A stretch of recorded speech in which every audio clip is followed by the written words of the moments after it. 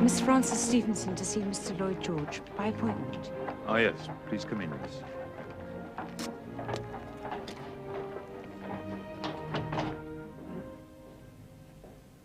Mr. Asquith is upstairs in his drawing room, so Mr. Lloyd George is using his study. He prefers it to his own. Strange. Two houses being connected. I'd no idea. There's not many people as do, miss. It's very convenient. Makes government more like family, see? Well, that's the way Mr. Lloyd George likes to think of it anyway.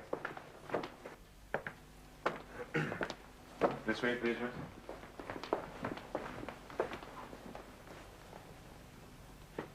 Come in. Miss Frances Stevenson, sir.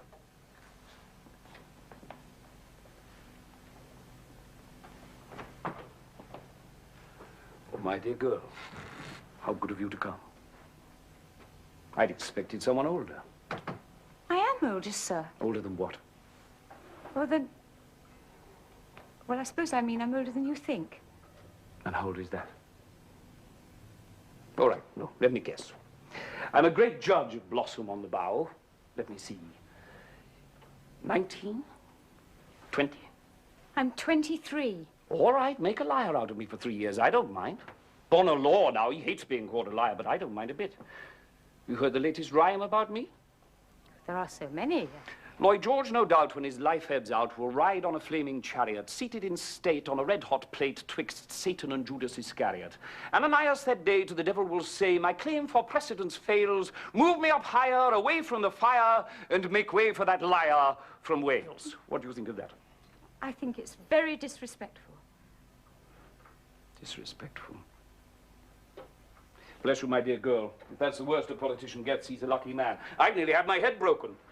If it hadn't been disguised in a policeman's helmet at the time, it would have been. I've been spat upon, kicked. All right, then. I've told you how old you are. You tell me how old I am. I know how old you are, sir. It's easy with public men. You can look them up.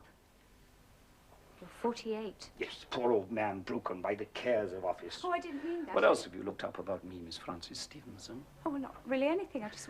That I'm a Welsh wizard? This Merlin? This siren? This goat-footed bard? This half-human visitor to the planet leaping out of some alien dimension to ensnare men's minds? Aye, and women's, too. That is the kind of thing people say. What wonderful imaginations they have. Well, are you disappointed by the reality? An underprivileged lad from Wales who had the brilliant thought of giving old folk £5 a week pension. Oh, you've done much more than that. Yes, well, that's as maybe. But right now, Miss Stevenson, I'm that pathetic figure of father who wants to see better things on his daughter's school reports than could apply herself harder. Are you willing to try and remedy that? Yes. Megan? She's probably been drifting about like a ghost ever since you arrived. Ah, there you are. You're...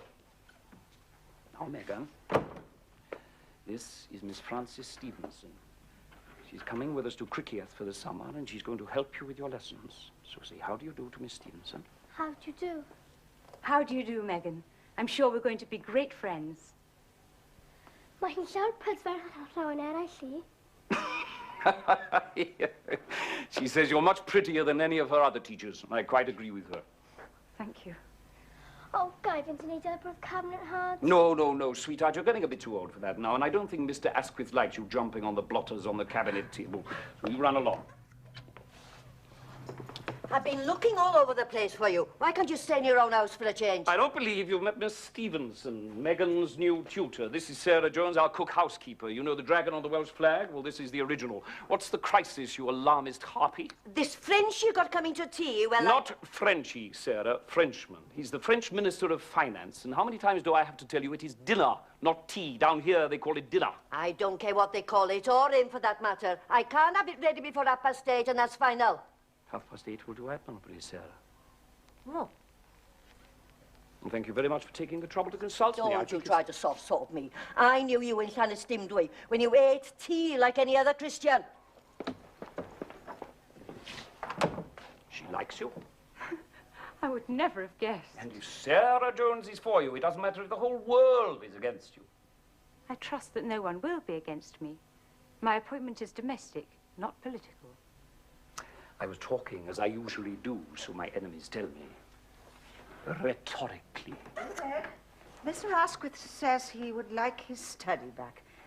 I'm so sorry, I didn't know you. Margaret, may I present Miss Stevenson, Megan's tutor for the summer. Miss Stevenson, my wife, Margaret. How do you do? How do you do, Miss Stevenson? Yes, well, don't forget now. Mr. Asquith is on his way down from the drawing room.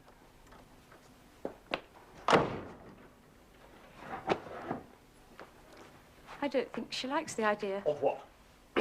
of my coming to Wales.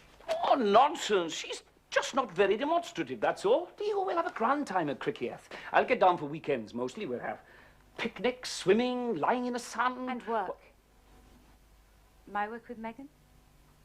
Your work with Megan, of course. I want her to be as bright as her dad. Can you arrange that, Miss Stevenson? I shall do my best. Good. That's settled. And now we better get out of Mr. Asquith's way.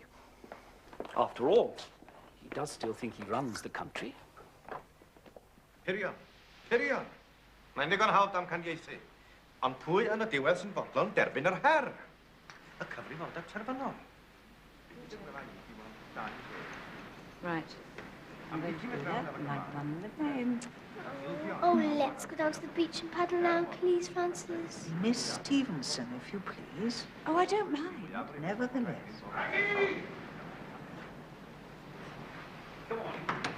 Maggie?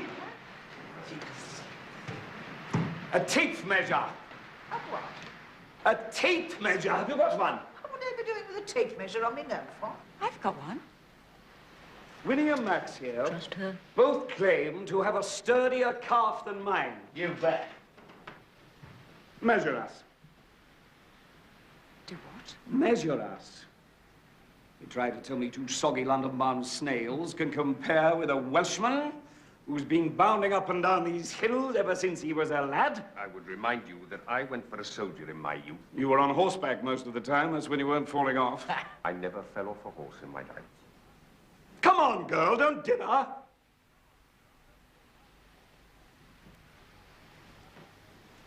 You want to put some money on this?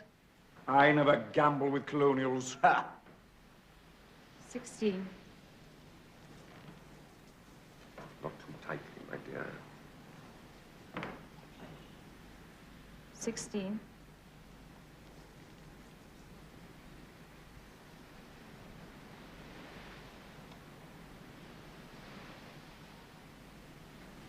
16 and a half. Will you mind a recount? I don't believe it. Weaklings, poltroons. Well, Richard, William, Olwyn, Megan, what do you think of your old man now, eh, Margaret? You always had a fine leg on you. You're safe at tea, of course. Thank you, no. It's been a great weekend.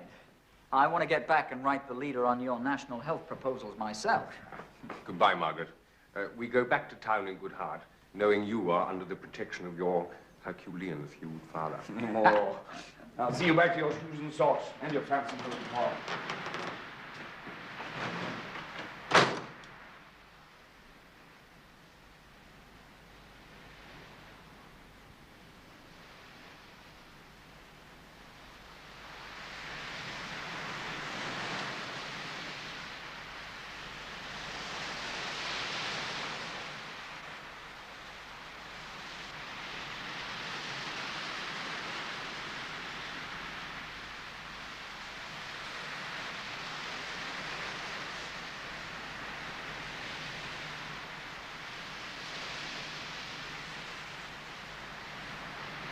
Summer's almost gone. Yes. You'll be going back to your blackboard, I suppose. Yes. Chalky fingers. Chalky fingers. Don't go. Back to school, I mean. But I must. I need a secretary, private secretary at Downing Street. It's not possible. Your family. Nothing to do with my family. It's your wife, Margaret. I can't do that to her. Besides, they already guess. Well, that's very clever of them, isn't it? Since there's nothing for them to guess. We've hardly been alone together 5 minutes all summer. We know. They know. I need you. A divorce would ruin you. Didn't say anything about a divorce. I've shocked you. What you're asking of me goes against everything I have been taught to believe. Taught, yes. But do you believe it? We're, what, 11 years into the 20th century? Happiness is what counts, not rules. The plants ask permission to push up through the ground, trees to reach, apples to swell. And what you're preaching is paganism. So be it. But you read the Bible every day. Ah, that's only so I can cap my enemy's quotation from it. Fran Cariad, I need you. My mind meshes with yours. Margaret isn't interested in power and the levers that move men's lives. You are. There's a terrible time coming. Winnie can see it, and so can I. The Germans will have war. I will be asked to smash them. Asquith will have to go. I can do it. But I must have the girl I love with me. So you see, it's practically your duty to the country, my girl.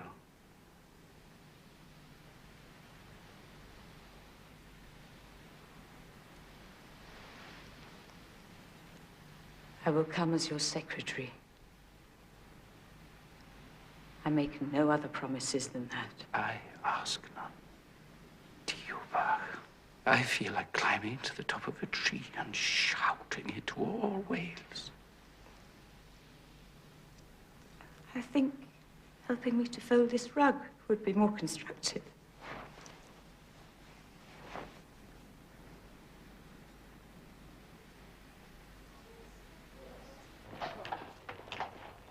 Germans have two fearsome weapons, the submarine and General Haig.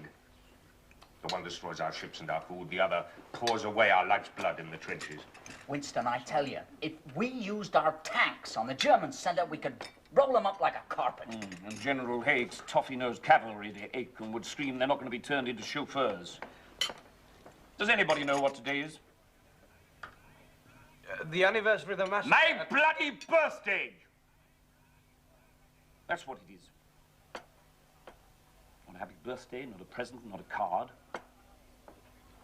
Here am I, Prime Minister of the greatest nation on earth, fighting a war to save mankind, dodging 5 German destroyers in the Channel yesterday to get back home to my loved ones. And I'm not worth a piece of bloody cardboard to any one of them.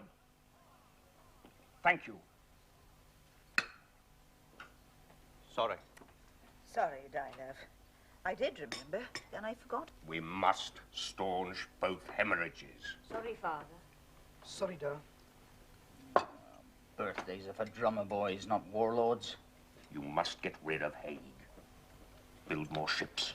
These tank things could overrun enemy positions. They're impervious to rifle and machine gun fire. There's another thing. Somebody closed my bedroom window last night.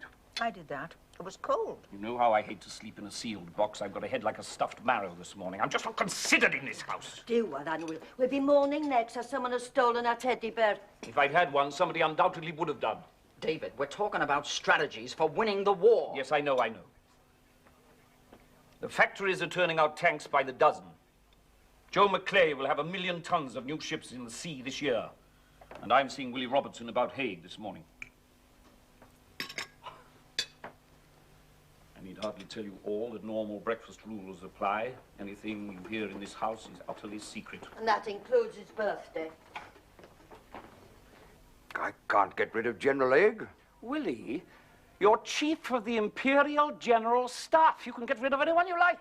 He's well thought of, highly connected. The man is a personal friend of His Majesty's. Lee, do you know your trouble? You're the only man in British history to have risen from private to general, but inside, you're still a private. Just because Haig's a gent, Sandhurst and all that twaddle, it's as much as you can do to stop yourself saluting the bugger. Well, I'm a peasant like you, and I'd just as soon kick him up his well-padded arse as look at him. He's a damn good soldier. You're a liar, and you know it. He couldn't command a girls' hockey team. He's left 1 million of our youth, the seed corn of this nation, hanging rotting on the wire out there, or sprawled in the cowshed of Flanders.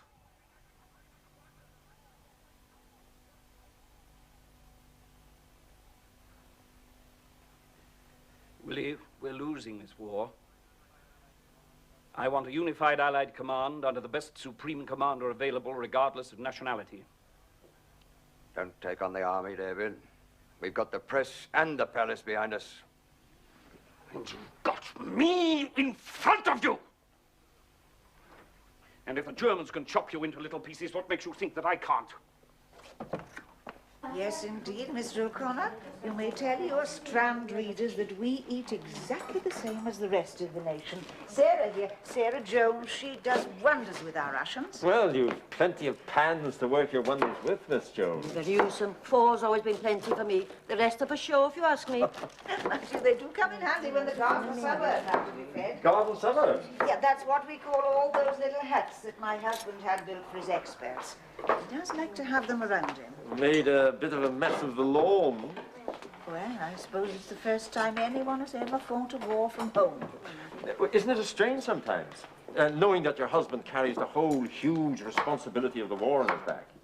Well, if you mean, do I worry about him? Yes, indeed I do. Especially when he's in any physical danger, like yesterday on the Channel. But he carries the whole burden himself. He never lets me see it. To me, he's as carefree and loving and light-hearted as though he didn't have a worry in the world. He's the best husband a woman could wish for. Carrier, a week in France without you. Oh, I've been so afraid for you, knowing they'd be attacking you on your crossing back. Oh, it's good to have you home. Happy birthday, darling. God, I've missed you. Didn't the French provide any consolations for you? They're supposed to be very good at that. You should know your quarter French yourself. Well, did they? Oh, dear, I do believe my pussycat's a little jealous. Albert Stern asked me to one of his houses for dinner while you were away. Sir Albert? Well, now, good for him. And I hope he took the opportunity of showing you what it would be like to be Lady Stern, floating in luxury, a dazzle with diamonds. You really wouldn't mind, would you? Were I to marry him, I mean. Not at all, as long as you didn't stop loving me in every sense of the word. Now, with you respectably married, you see, war has taught me the value of camouflage. Are you really as beastly as you seem, or do you just pretend now? Oh, that reminds me, Carrad, you must stop riding around with me in my official motor car. Certain people, certain newspapers are beginning to take notice. Oh, that would never do, would it? No, it wouldn't.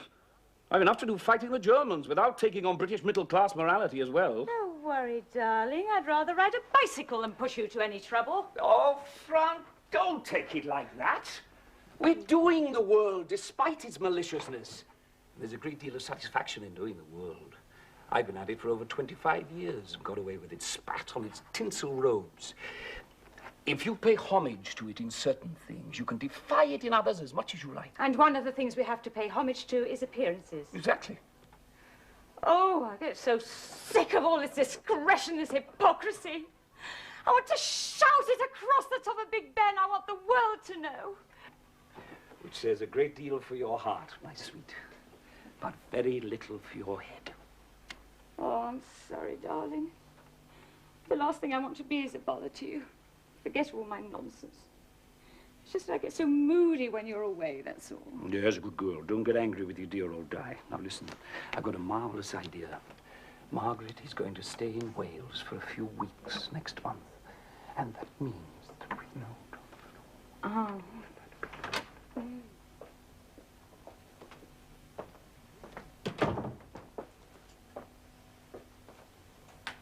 What are you doing, Joseph? Oh, I'm changing these here place cards, Mum. I'm putting Sir Henry next to Lord Curzon and Sir William Robertson... Who told you to do that? Oh, Mr. Lloyd George's secretary, ma'am. She said it would make a better mix.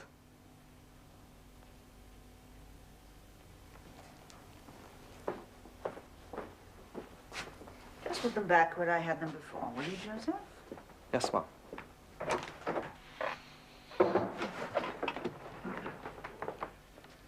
The First Lord of the Admiralty and his party have just arrived, sir. Good. Show them into the cabinet room. Very good, sir.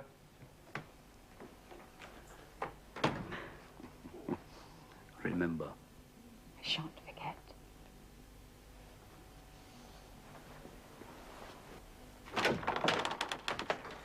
Edward, John, Henry, please sit down.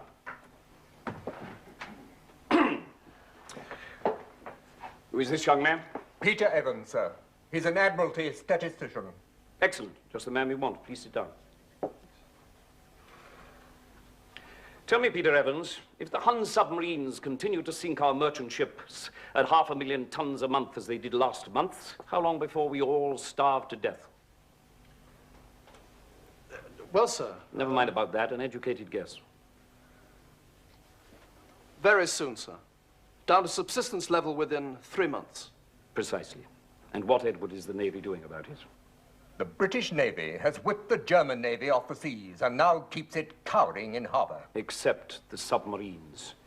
The sharks that are eating us up alive. The Royal Navy has 3,000 fighting vessels? Including major and minor ships, yes, sir. And what are they doing, admirals? What, I repeat, are they doing? They represent a deterrent. I'll tell you what they're doing.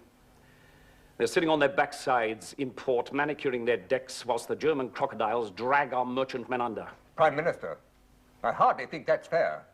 We at the Admiralty have been giving the matter a great deal of thought. I'm glad to hear it. And what has emerged from your deliberations?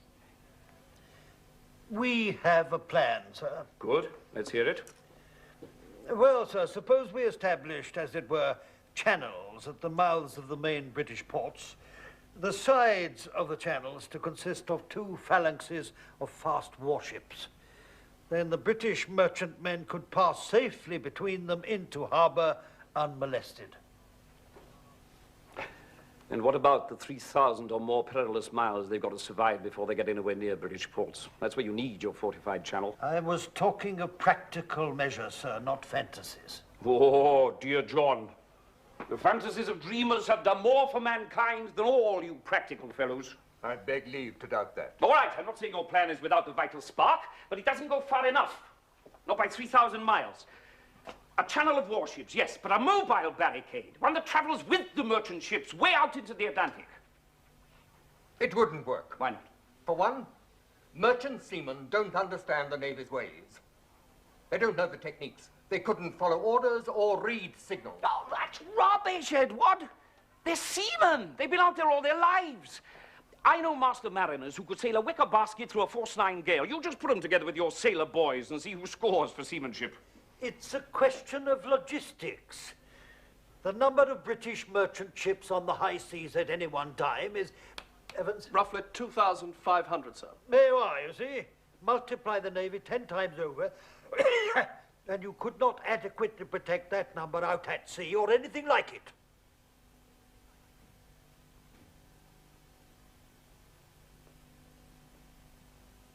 I see. Do give the Admiralty plan some thought, Prime Minister. It has its advantages. Yes, I'm sure it has. Well, I know you're busy men. Thank you for your time, gentlemen.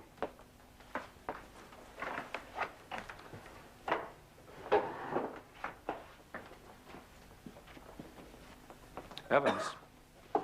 Sir? A moment of your time. Thank you, gentlemen. I needn't detain you any longer. Come and sit down, Peter Evans.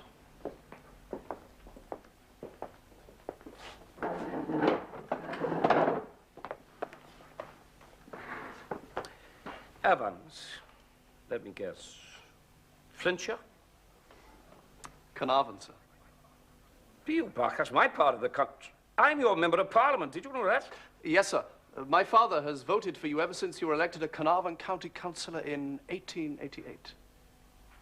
Yes, those were the days. Ever go back to Wales, do you? Quite often. My people are still there. Glad to hear it. Hold on to your roots, boy. They're the only real anchor any of us ever has. Now, these damn statistics of yours, who asked you to compile them? My superiors, Not sir. specifically for this meeting? Yes, sir. And this figure of 2,500 merchant ships on the high seas at any one time that you conjured out of the mysteries of your science, what does that include?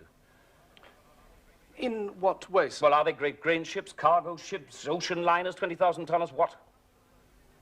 My instructions were to include everything that floated, sir. Coastal tramps, fishing smacks, Coast Guard cutters, lifeboats. Even the ferry from Southampton to the Isle of Wight, no doubt. Yes, sir. Anything that would hold water. It is more than the arguments of your superiors do. I beg your pardon, sir. Oh, never mind. Thank you, Peter Evans.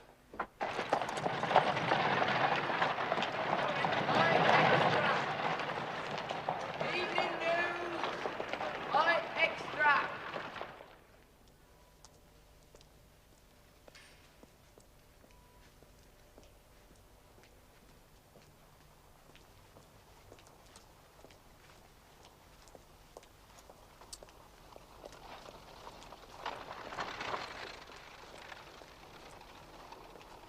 Howdy. Looking like this. The French have just asked for a conference in Paris. We have to do our homework. All's as well till you're ready for them frogs, miss. Allies or not. Good night, miss. Good evening, Leland. Good evening, miss.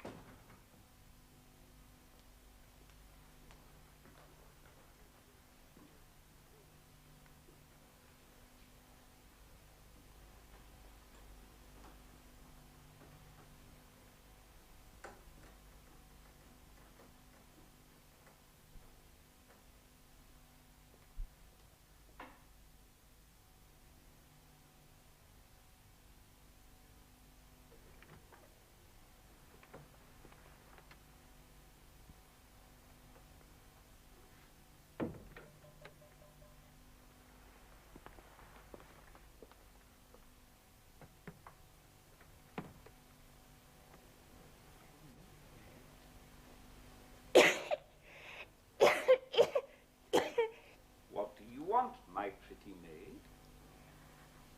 Please, sir. I come about the job, sir, if you please, sir. Oh. Well, you'd better come in, and we'll have a little talk about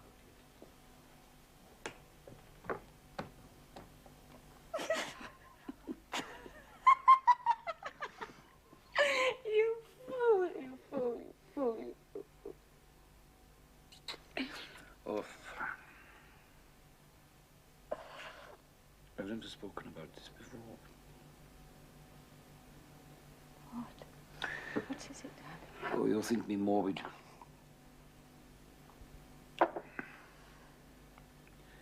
I have a horror of going alone. Dying, you mean? Yes.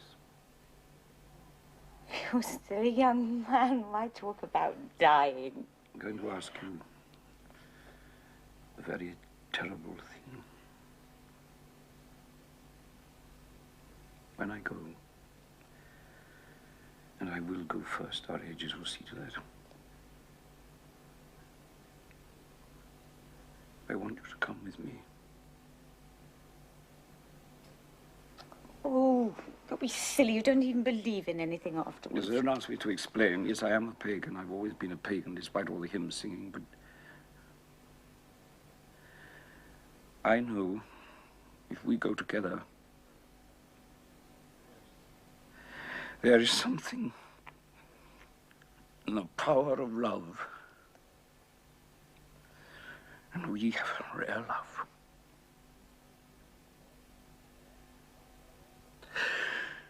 The power of love. Oh, God Almighty, I'm supposed to be alone.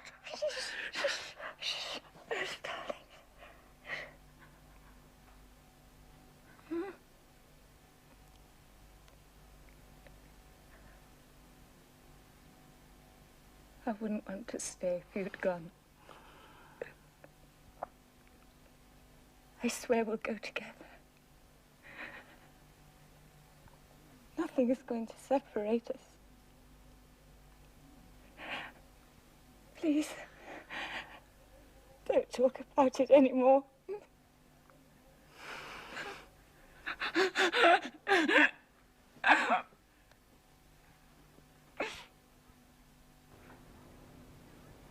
No.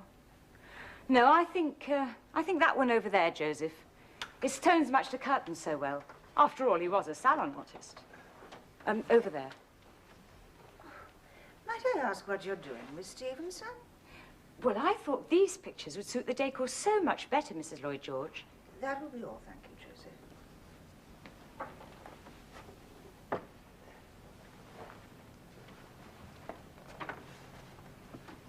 I do hope you didn't feel I was taking a liberty. Oh, why should I feel that? After all, you do spend almost as much time in this house as I do. A body must feel at home. Well, it's just that I feel that the house isn't really yours at all, that you just work here. Well, I can understand that. You know, everyone who works with my husband becomes a... What do they call those things now that circle around the planets? Oh, yes, that's it. A satellite. We all become satellites and try to make life good for him. Oh, he's had a lot of satellites in his time who've all tried to comfort him. Well, I wasn't really thinking of that. It's just the look of the place, a Prime Minister's house. Oh, I don't think David is very conscious of indoors. Oh, streams and mountains, yes. But indoors, he lives very much inside himself. I'm not sure that's true. Given a place to furnish, he shows great taste. Oh? I didn't know that. I should like to see that. I mean, I'm sure he would show great taste. I'm sure you may well be right, my dear, but taken by and large, he likes things that he's used to. And he is used to the pictures in this room, so I think we'll leave them as they are. Besides, believe it or not, I like them, too. Well, that's probably because you chose them in the first place. You're quite right. I did. Oh, by the way, I found this. I believe I have seen you wearing it. It's very handsome. It was on the landing outside the bedroom. I found it when I got back from Wales this morning. Well, thank you very much. I wasn't even aware I'd lost it. Well, I expect your mind was on other things. Yes.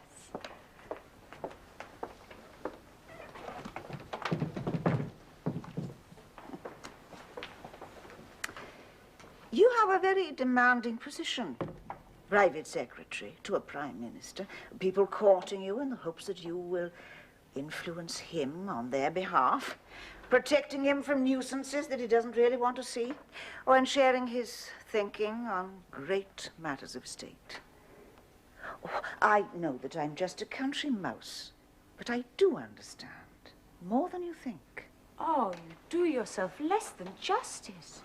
I know how active you are in local politics in Wales, how much time you spend there, away from this house, away from your husband. I think it's better sometimes simply to get out of his way and let him get on with it. You know. Oh, so put those pictures back where they were before. That's a good girl.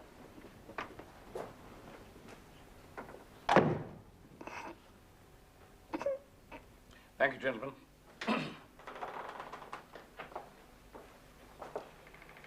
Henderson was saying, he told H.G. Wells my theory about Oliver Cromwell being a Welshman.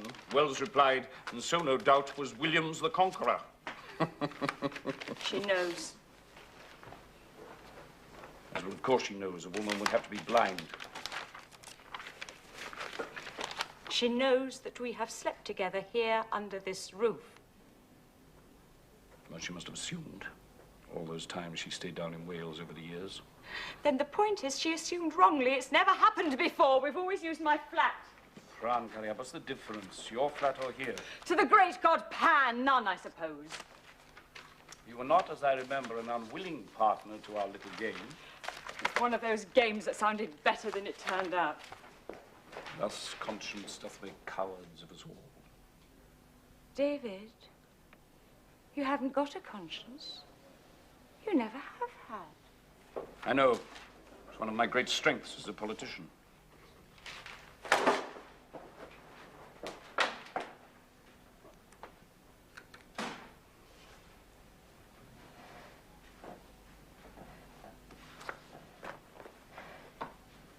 I must have more men. General Haig, you treat men like ants. You use the bodies of the dead as a bridge for the living. Do you know what your men call you? The Prince of Death. Hold on, sir. It's all right, Willie. I'd expected nothing better. Especially from someone who listens to amateur strategists like Churchill. And how dazzling have the professionals been? You personally lost 500,000 men taking a patch of Flanders no bigger than Regent's Park. 60,000 men cut down on the Somme the first day. Unfair criticism, if I may say so, sir. General Haig wasn't to know he was going to get bogged down by a cloudburst. Willie, in Flanders, it's rained like a Malayan monsoon in August for the past 80 years. That is the sort of thing professional strategists are meant to know.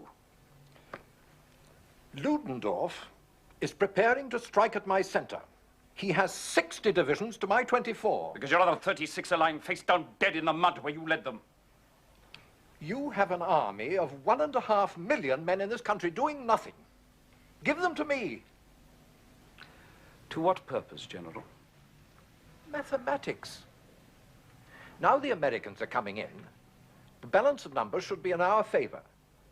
For every 9 German soldiers, there could be 12 Allied soldiers. Say we each kill 3, as it were. That leaves 6 of them, 9 of us. Kill another 3 each, 3 of them left, 6 of us. Kill another 3 each, and they're wiped out. And we've still got 3 left. End of game.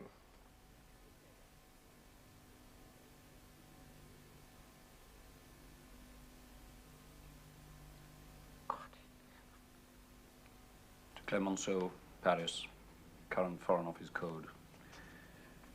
I'm prepared to commit all British reserves on condition already agreed by Americans. Marshal Foch takes over as Supreme Allied Commander. Your answer required instantly, Lloyd George. Telegram to Winston Churchill. En clair, propose, announce your appointment as Minister of Munitions in Commons this afternoon. Lloyd George. What will Haig do about Foch? Same as the Conservatives about Churchill. Make a lot of noise and do nothing.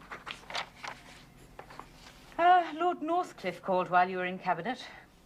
He left a message. He said he'd heard you'd been interfering in strategy, and that if you didn't stop, he would destroy you. Oh, that's me finished then. Did anything important happen? The usual succession of well-wishers strolled through, all saying I was the poison in your cup. Your enemies would use me to ruin you. Discretion was all that's needed, Carrier. Oh, we've certainly used that. Every Christmas, every Easter, every bank holiday, you playing Santa Claus with your family, me alone in my flat. What's brought all this on? The thought that you'll be away again this weekend?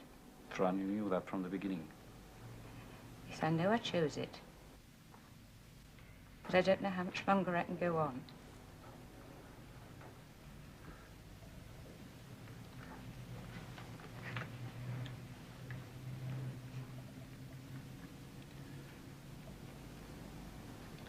A fire like ours does not go out.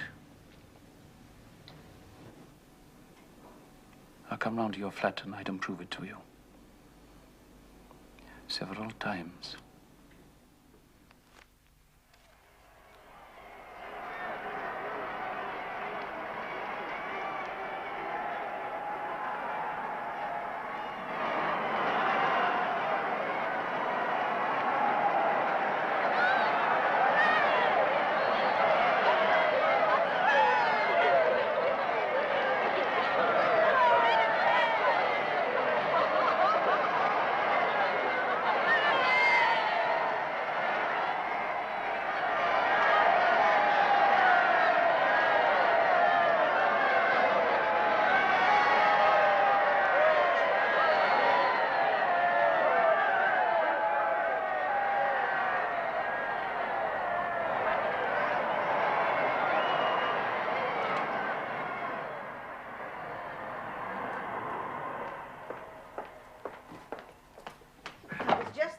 large suitcase and the small green valise. Yes, madam.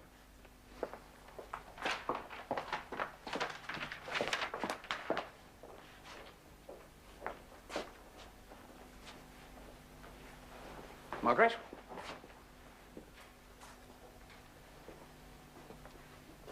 What's all this about? I'm going back to Wales. We won't be seeing each other again very much.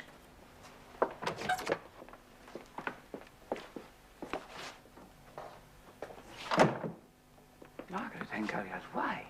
You're a great man, Di. You're probably the only man who could have won this war for us. I could not interfere with that. But you're also a greedy, selfish, blind, self-indulgent pig, and there is nothing to keep me here now. Oh, Margaret, you're overwrought. It's all the excitement. Oh, for God's sake, will you shut up? Will you just kind of get just for once in your life and listen? This could be important to you. For half our lifetime, you've treated me on the same level with our dogs. Oh, now, that's not true. I've respected you. Oh, well, you've been sly, if that's what you mean. Yes, I'll give you that. I mean, if that's what you mean by respected, you've never actually thrown it in my face.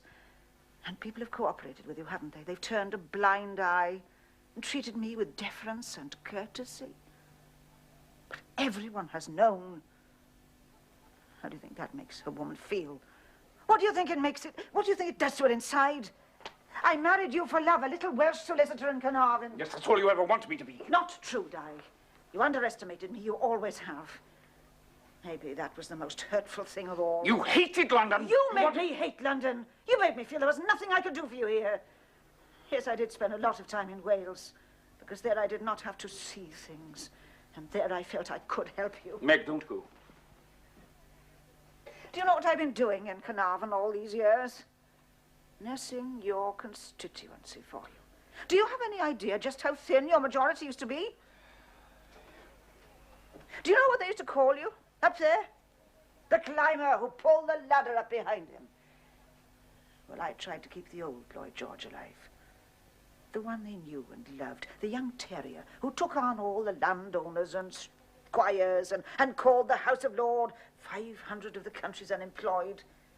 Not the sleeky cat friend of millionaires. Self-made millionaires. Ah, you're not doing too badly in that direction yourself, are you? Any money I make is for the Liberal Party! Tell me, did you ask her to die with you, too? Oh, David, what are we supposed to do? Sit on the funeral pyre holding hands.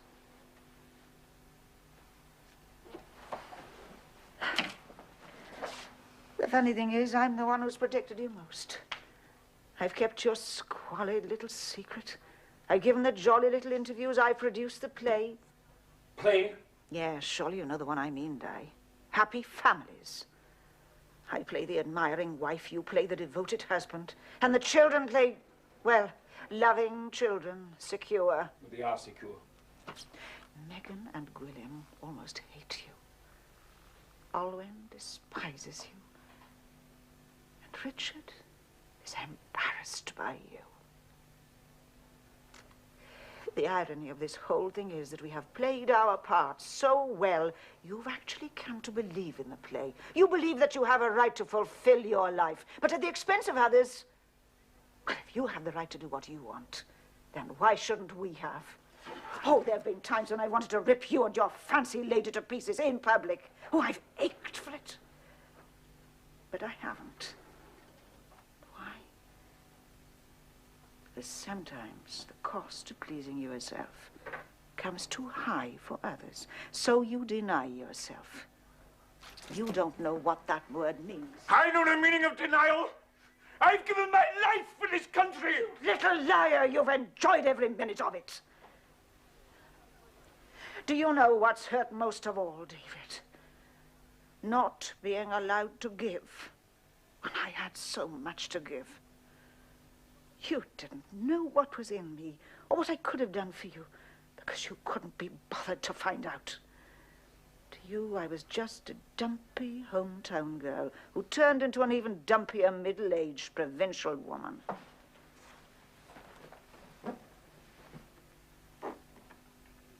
That's not what I'm like inside, dearie. And it is not what I could have been if only you'd seen me. For God's sake, Meg! I made you wife of the Prime Minister of the United Kingdom! Yes. But you didn't make me yours.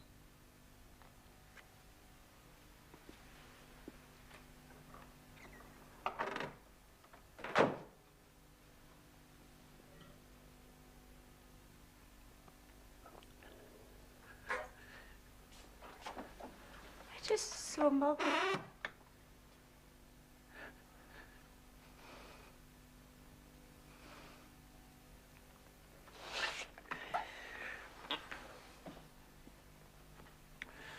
You just saw a woman of style.